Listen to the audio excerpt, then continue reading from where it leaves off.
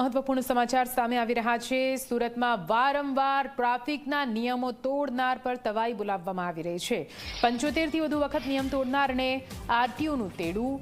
75 થી વધુ વાર નિયમ તોડનાર 55 વાહન ચાલકોને બોલાવવામાં આવ્યા છે। 100 થી વધુ વાર નિયમ તોડનારને 8 જેટલા વાહન ચાલકો જેમને બોલાવવામાં આવ્યા।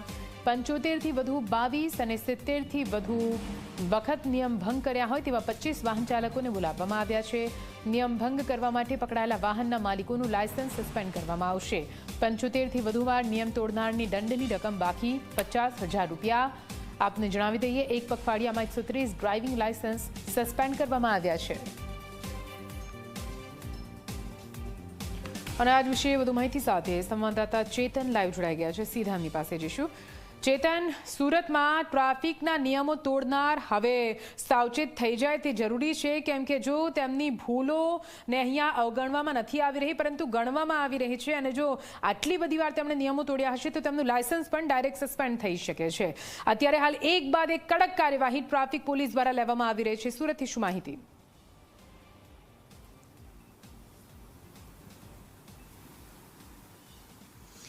જી બિલકુલથી સુરત ટ્રાફિક પોલીસ અને આરટીઓ દ્વારા અવારનવાર લોકોમાં ટ્રાફિક અંગે અવેરનેસ આવે તે માટે અલગ અલગ કેમ્પેન કરતા હોય છે। તેમ છતાં કેટલાક એવા લોકો છે જેઓ સુધરવાનું નામ નથી લઈ રહ્યા। ખાસ કરીને 22 લોકો એવા છે જેમને 75 થી વધુ વખત જે ટ્રાફિકના જે નિયમો છે તે નિયમો તોડ્યા છે, જેને કારણે આવા તમામ લોકોને હાલ આરટીઓનું તેડું આવ્યું છે। હાલ આપની સાથે આરટીઓ જોડાયા છે, તેમની સાથે આપણે વાતચીત કરીશું। જી સર, કેટલા લોકોએ નિયમ તોડ્યા છે, હવે શું કાર્યવાહી?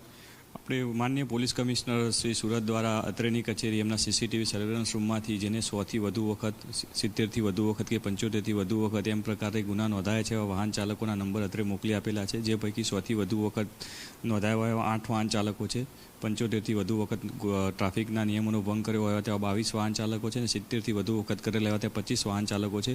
આ તમામ વાહન ચાલકોને આપણે અત્રેથી નોટિસ પાઠવેલી છે અને એમને પોતાનો ખુલાસો રજૂ કરવા માટેનો સમય અને સ્થળ પાઠવવામાં આવેલું છે। એ સમય અને સ્થળે ઉપસ્થિત રહી પોતાનો ખુલાસો રજૂ કરશે તો એના ખુલાસાને આધારે અત્રેથી લાયસન્સ સસ્પેન્શનની કે રદની કાર્યવાહી હાથ ધરવામાં આવશે। વધુમાં જે પણ કોઈ અરજદાર ઉપસ્થિત નહીં રહેશે એમની વિરુદ્ધમાં એકતરફી નિર્ણય લેવામાં આવશે। સર, પખવાડિયાની અંદર કેટલા લોકોના લાયસન્સ રદ કરવામાં આવ્યા છે? આપણી કચેરી દ્વારા રોંગ સાઈડ વાહન ચલાવતા હોય તેવા વાહન ચાલકો, ઓવર સ્પીડિંગ કરતા હોય કે અન્ય લોકોને અડચણરૂપ હોય વાહન ચલાવવામાં તેવા વાહન ચાલકો સામે આપણે મેમોની નોંધ કરતા હોય છે, તથા આવા વાહન ચાલકોના લાયસન્સ ધારકો જે પણ હોય છે એમની સામે પણ આપણે કાર્યવાહી કરતા હોય છે। ગત પખવાડિયે આપણે આવા 130 વાહન ચાલકોને અગાઉ જે નોટિસ આપેલી હતી તેમના ખુલાસા ગ્રાહ્ય ન રાખી આપણે એમના વિરુદ્ધમાં લાયસન્સ 3 મહિના માટે સસ્પેન્શનની કાર્યવાહી હાથ ધરેલ છે। આપના માધ્યમથી વધુ પણ જણાવીશ કે અત્રેથી આ અઠવાડિયામાં પણ 220 જેટલા વાહન ચાલકો સામે લાયસન્સ સસ્પેન્શન કે રદ કરવા માટેની નોટિસ પાઠવેલી છે।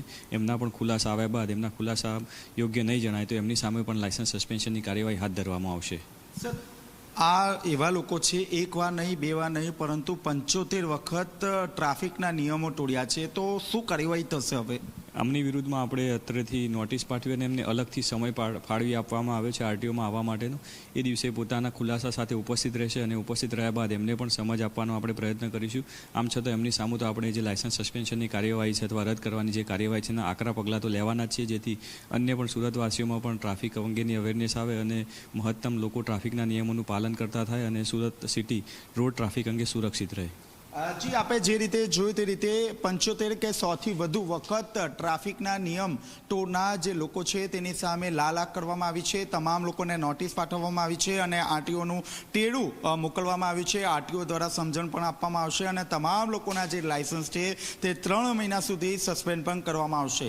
જી બિલકુલથી આભાર પૂરી માહિતી માટે ચેતન। તો એક પખવાડિયામાં જે રીતે એક બાદ એક એમ 50 કરતાં વધુ લાયસન્સ રદ કરવામાં આવ્યા છે। વારંવાર જો ટ્રાફિકના નિયમો તમે તોડતા હો તો હવે સાવચેત થઈ જજો, કેમ કે તમારું લાયસન્સ રદ પણ થઈ શકે છે। આરટીઓ અને ટ્રાફિક પોલીસ વિભાગ એક બાદ એક હવે કડક કાર્યવાહી કરી રહી છે।